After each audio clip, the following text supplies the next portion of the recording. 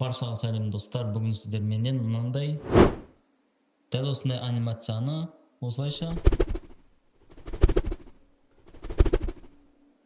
осылай істеуді үйренетін боламыз. Яғни бұл ключевой кадрлар арқылы істелетін нәрсе. Сол үшін видеоны мұқият соңына дейін тамашалаңыздар. Сіздер дәл осындай анимацияны қалай істеу екендігін толық менімен бірге үйренетін боласыздар.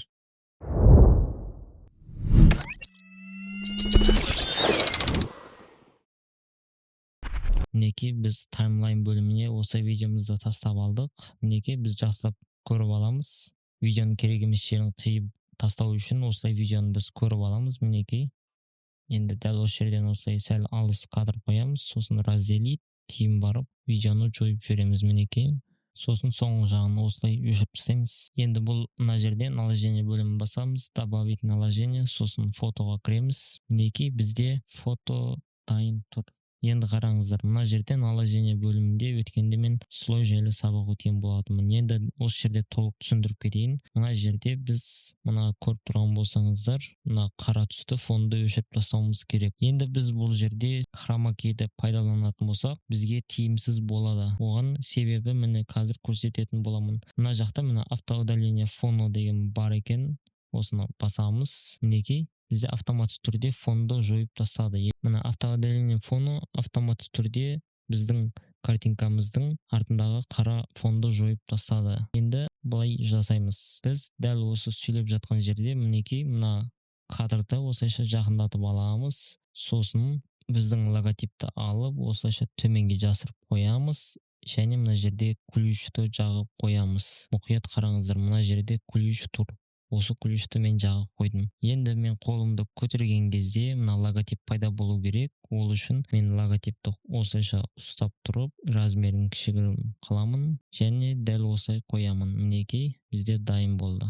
Енді қараңыздар, мына жерде логотип мен қолым көтергеннен озып кетті. Енді логотиптің жылдамдығы озып кеткені үшін мен оны осылайша видеодан сәл кешіктіріп қоятын боламын. Яғни мінекей мына енді дұрыс болды. Енді қараңыздар, дәл осы жерде мына логотиптің орнында мына жерде осылайша бір кнопка тұр. Бұл дегені логотиптің мына жерде екі ключтың ортасындағы жылдамдығы деген сөз. Яғни мына көріп тұрған болсаңыздар, мына жерде түрлі графиктер бар, дайын графиктер. Дәл осы графикті пайдалансақ болады. Мысалы мен ең соңғысын пайдаланамын. Мінекей бұл тура доп сияқты осылайша анимация болады. Мінекей енді мына графикті пайдаланамын. Мына график бар және мына график бар. Маған мына график ұнап тұр. Мына жеріндегі плавный, яғни бұл плавный график болып есептеледі. Енді дәл сіздер осы жерде графиктің үстінен басып, қалаған жерден осылайша точка қойып, осылайша настройка жасауларыңызға да болады. Мінекей. Бірақ мен олай жасамаймын, сброс жасаймын, өзіндегі график тұра бергені жөн. Енді қараңыздар, мінекей бізде график тұрды. Қазір мен видеоның звугын өшіріп қоятын боламын, яғни видеоның дыбысын өшіріп қоямын. Енді қараңыздар, мына жерде көріп тұрған болсаңыздар, мынау орысша тілде айтқанда скучный болып тұр. Енді бұл скучный болмау үшін бұл осылай қимылдап тұруы керек болады. Бұл осылайша қимылдап тұруы керек болады. Ол үшін дәл осылай әрбір секунд өткізіп, осылайша точкаларды, ключтарды осылайша қойсаңыздар, бұл дәл осылай ойнап тұратын болады. Енді біз өзіміздің логотипті қолымыздың жылжуына байланысты қимылдататын боламыз. Мінекей менің қолым мына жерге келгенде, мынаны автоматты түрде мына жерге қоятын боламын. Яғни мінекей оң жаққа жібердім, оң жаққа кетті. Сосын сәл арадан пауза жасаймын, яғни мінекей логотипқа тиіскен жоқпын, жай ғана ключті қосып қойдым. Енді сол жаққа кетеді, сол жаққа жіберемін. Мінекей көрдіңіздер. Енді бұл жерде логотип кішігірім озып кетті. Оны өшіріп тастаймыз, сосын дәл осылай жылжытып болғаннан кейінгі кадрға осылайша қоятын боламыз. Бұл озып кетті негізінде. Мінекей енді көреміз нәтижені.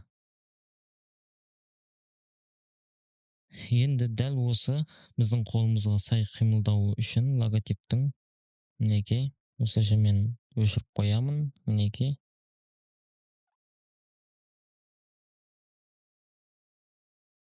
Мінекей осылайша өзіміздің кадрға байланысты осылай ключ қойып жылжытып отыратын боламыз. Яғни мінекей өздеріңіз көріп тұрсыздар, міне мына жерге жылжыды. Енді осылайша жылжытамыз. Осылайша жылжытамыз мінекей. Енді мына логотипімізға осылайша ойнап тұратын анимация қосып қоямыз. Енді дәл осылай ойнап тұратын болады. Енді дәл осы жерде біз кадрды осылайша қойып аламыз. Сосын осылайша жылжытып қоямыз. Мінекей. Енді дәл осы жерден біз кадрды жақындатып аламыз. Мен мына жерде қазір логотипті осылайша ұстадым. Ключті басып қоямын. Мына жерге тарттым. Осылайша тарттым. Және тағы бір кішігірім жылжытамыз. Екі қолмен осылайша логотипті үлкейттім деген сөз. Осылайша үлкейтеміз. Және өте үлкен қылып осындай көлемде үлкейтетін боламыз. Яғни мінекей айналдырып та қойсақ болады кез келген жерге. Осылайша үлкен қылып жіберемін. Енді нәтижені көреміз.